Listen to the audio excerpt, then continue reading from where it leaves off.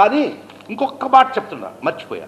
మీ speech ఇది విన్నాను, అది ఎక్కడనో విన్నట్టుంది నాకు ఆ మాటలు. ఎక్కడా నేను ఒక్క ఫ్యూ సెకండ్స్ ఇస్తే చెప్తా. మీరు మాట్లాడే మాటలు అవి ఎక్కడనో విన్నా. ఒక్క సెకండ్. ఎస్, చంద్రబాబు కూడా ఇదే మాట్లాడాడు నా మీద, ఎగ్జాక్ట్ స్క్రిప్ట్ ఇదే మాట్లాడాడు, ఇదే భాష. చంద్రబాబు మాట్లాడే భాషే మళ్ళా ఆయన వాడింది.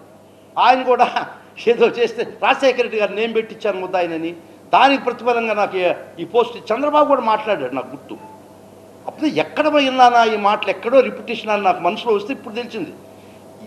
మీ స్క్రిప్టులు మీరు ఎవరు చదువుకున్నా, ఏ ట్యూటోరియల్ కాలేజీలో మీరు చదువుకోండి, మీరు పడండి. మీరు ఆ స్క్రిప్ట్ చదువుకుంటారా, ఈ స్క్రిప్ట్ చదువుకుంటాడా, ఆయన స్క్రిప్ట్ మీకు పంపిస్తాడా, అయ్యొద్దు, నాకు సంబంధం లేదు. బట్ యాజ్ ఎ ప్రొఫెషనల్ నా ఇజ్జత్ మీద దెబ్బ కొట్టారు, నా నిజాయితీ మీద దెబ్బ కొట్టారు, నా నాలెడ్జ్ మీద దెబ్బ కొట్టారు. ఇది పచ్చి అబద్ధం. నేను వేసింది డిసెంబర్ 2011. అప్పటికి ముందరనే రాజశేఖర రెడ్డి గారు జగన్మోహన్ రెడ్డి గారు ముద్దాయి అయినారు. 17/8/2011 FIR was registered. Prior to that వాళ్ళు రాసినటువంటి అలిగేషన్స్ హైకోర్టు ఆర్డర్ ఇస్తూ వాళ్ళు రాసినటువంటి ఇది కూడా ఇచ్చారు, చాలా స్పెసిఫిక్గా ఇచ్చారు. ఈయన శంకర్రావు ఏమని రాశాడో తెలుసా అమ్మా, ఒక్కసారి చూసుకో. మీకు మనసు చెల్లించకపోతే ఇంక నేనేం చెప్పలేను.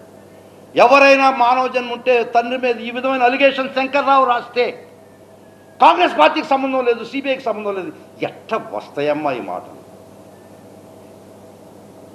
శంకర్రావు రాసినటువంటి మాటలు బిడ్డగా, ఆ మహానుభావుడు బిడ్డగా మీరు ఒక్కసారి చదివితే కాంగ్రెస్కి సంబంధం లేదు, సిబిఐకి సంబంధం. ఎట్టమ్మా ఇది? మరీ అన్యాయం అమ్మా, అన్యాయం తల్లి, ఇది దుర్మార్గం అమ్మా. బయట వాళ్ళు మేము స్పందిస్తున్నామే, ఇంత అన్యాయంగా ఇటు చేస్తున్నారు వీళ్ళని. మేము స్పందించి నెల్లూరులో ప్రాక్టీస్ పరిగెత్తానే. జగన్మోహన్ రెడ్డి గారు ఎవరో తెలియదే నాకు, వారి మొహం కూడా నేను చూడలేదే ఆ రోజుకి.